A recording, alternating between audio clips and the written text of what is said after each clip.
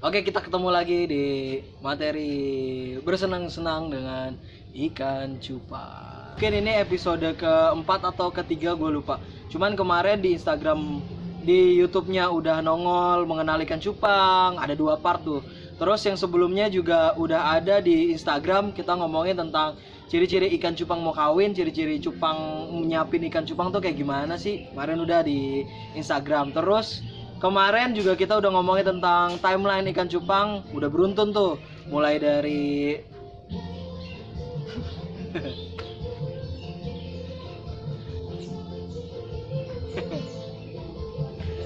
ada dingdat dulu bentar.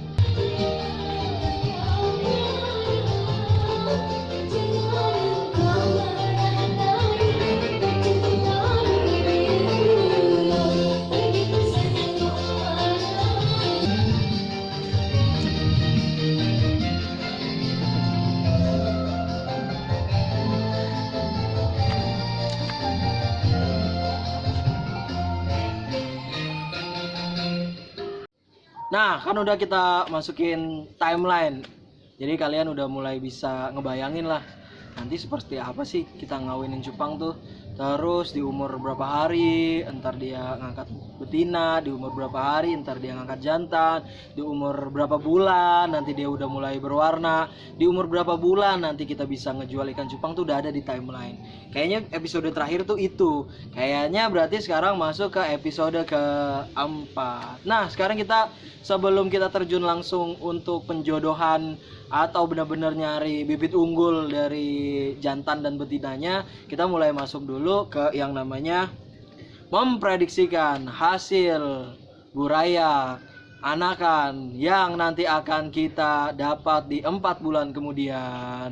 Nah, jadi yang biasa sih mungkin kalian lagi ngomongin tentang breed ikan cupang tuh kalian udah harus paham dan kalian udah harus tahu banget lah kalian mau ngebreed apa, mau jadinya kayak apa, mau nanti harapannya kayak apa. Karena yang udah sih kalau cupang tuh ya, cupang itu nambah mahal kalau misalnya dia berantakan sekalian, teratur sekalian, itu akan nambah mahal. Kalau misalnya yang solid sekalian, misalnya yang avatar, yang koi, ya sekalian koi, sekalian avatar, sekalian black dragon, sekalian yang gitu-gitu. Kalian udah bisa mulai menerawang, oh ntar nih insya Allah bakal jadi kayak gini, oh ntar nih insya Allah bakal jadi kayak gitu. Nah itu udah harus bisa kalian terka-terka. Kenapa? Karena kalau misalnya kalian cuman main cupang cuman ngawinin aja, ntar sayang ketika nanti kalian dapat anakannya. Karena kalau kalian dapat anakannya, itu yang namanya pakan, yang namanya perawatan, yang namanya capek, itu bakal sama aja ketika kalian ngebreed ikan cupang yang biasa sama ngebreed cupang yang biasa yang bagus-bagus banget. Dan terus juga sebenarnya kan kalau main ikan cupang tuh kan pilihannya cuma ada 2 ya, kawin inbreed atau crossing. Nah sekarang kita mau ngomongin tentang yang inbreed dulu nih. Inbreed itu apa sih? Jadi inbreed itu adalah ada saudara identik dikawinin. Kalau cupang tuh nggak apa-apa, tapi kalau menurut syariat agama kita itu tidak boleh ya. Jadi kalau misalnya kalian mau ngawinin ikan cupang, itu ada 2 sebenarnya, ada yang inbreed sama ada yang crossing. Pakai penghulu nggak bang? Penghulu nggak bang? Penghulu nggak bang? Penghulu nggak bang? Penghulu nggak bang? Ada yang nyaut.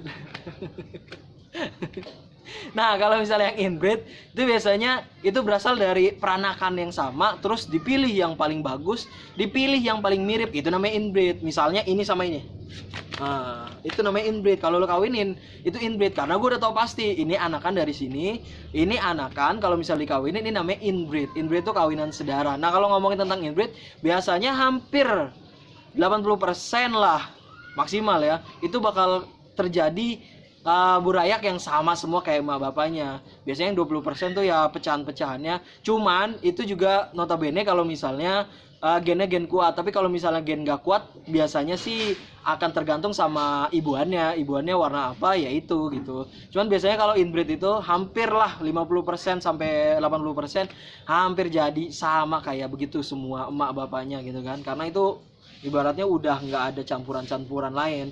Ya itu biasanya ya, tapi kalau misalnya di atasnya itu kita ada campuran gen lain, itu kita nggak tahu. Nah, cuman yang pengen kita bahas sih sebenarnya yang lebih menarik adalah kalau misalnya kawinannya crossing.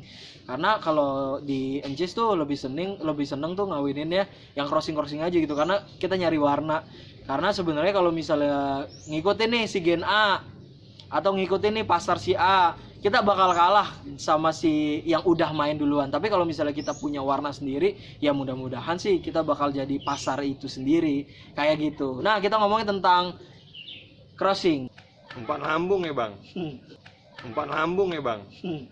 Umpan lambung ya bang. Nah, kita ngomongin tentang crossing ya. Jadi kalau crossing tuh misalnya yang A-nya itu dari koi atau yang B-nya itu dari apa, itu crossingin aja udah. Jadi kalau kita mau cari warna tuh itu namanya crossing aja. Kawinannya tuh misalnya yang satu warna B, yang satu warna A, misalnya ntar dikawinin tuh belum tentu jadi AB. Cuma nanti enaknya adalah kita akan menemukan gen-gen random yang ternyata itu bisa ngebuat kita Gen Halilintar. Aduh, udah nyautin lagi. Kamu dari mana? Pondok Indah. Nah, jadi kalau kalian ngomongin crossing itu yang bakal lebih enak. Jadi nanti kita nggak bakal tahu endingnya kayak apa, kita nggak bakal tahu gen randomnya itu yang bakal kita dapetin tuh apa. Jadi kalau gue sih lebih seneng crossing sih, karena ibaratnya kalau yang crossing itu misalnya yang A-nya dapat, yang B-nya juga dapat. Ntar yang C-nya tuh yang gen randomnya itu yang bakal kita nikmati bersama-sama. Kayak contohnya kan sebelumnya kita udah sempat bilang ya, kita udah sempat bahas yang video yang ini nih. Nah, coba lu tengok ke sini dulu, dan ini sebenarnya dapat dari gen crossingannya itu, bukan dapat dari gen A-nya, bukan dapat dari gen B-nya.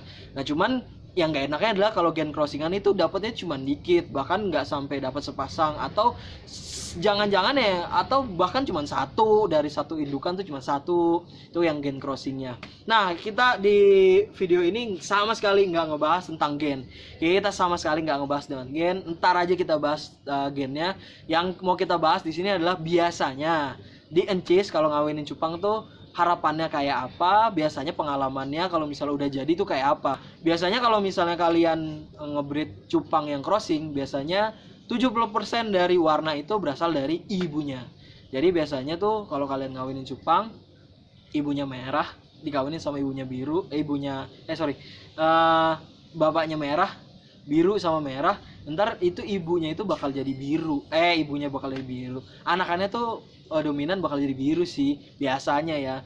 Nah, kalau misalnya si bapaknya warisin apa? Bapaknya biasanya warisin foamnya, warisin lebarnya. Makanya kalau di Encis tuh lebih seneng ngawinin cupang cowok yang lebar sama ibuan yang warnanya tebel. Itu aja sih sebenarnya. Apalagi kalau misalnya si bapakannya itu udahnya foamnya tebel, terus habis itu warnanya juga tebel, udah kawinin kayak gitu-gitu aja gitu.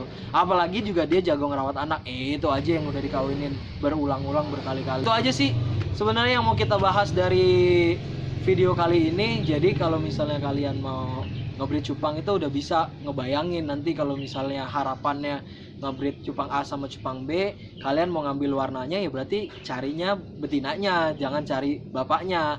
Tapi kalau misalnya kalian mau nyari foam, carinya bapaknya, jangan betinanya. Apalagi kalau dua-duanya lebar, apalagi kalau misalnya dua-duanya tebel, itu udah mantep banget ya. Dan harus kalian pahami juga kalau ngawinin cupang itu karena sangat banyaknya anakannya, itu bakal random juga anakannya. Contoh, kalau kita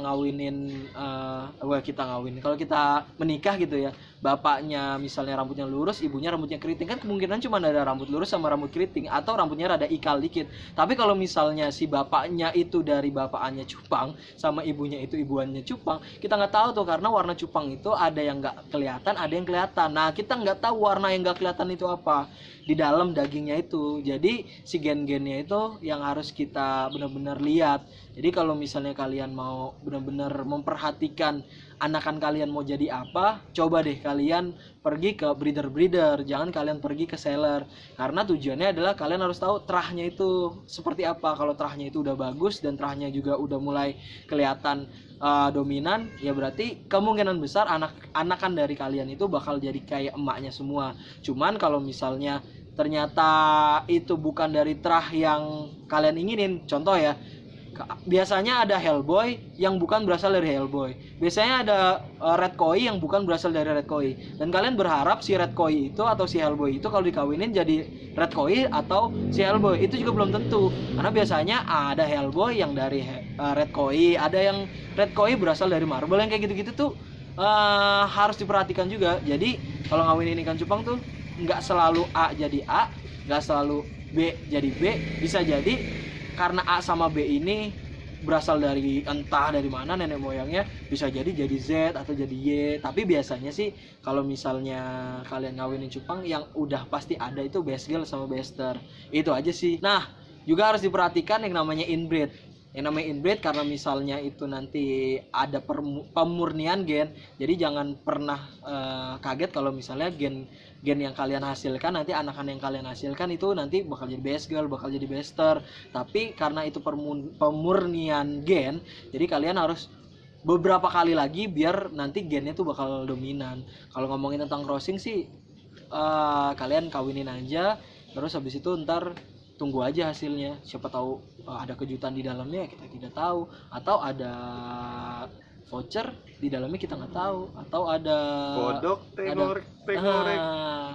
di pinggir kali tambah kurang bagi, kita nggak tahu.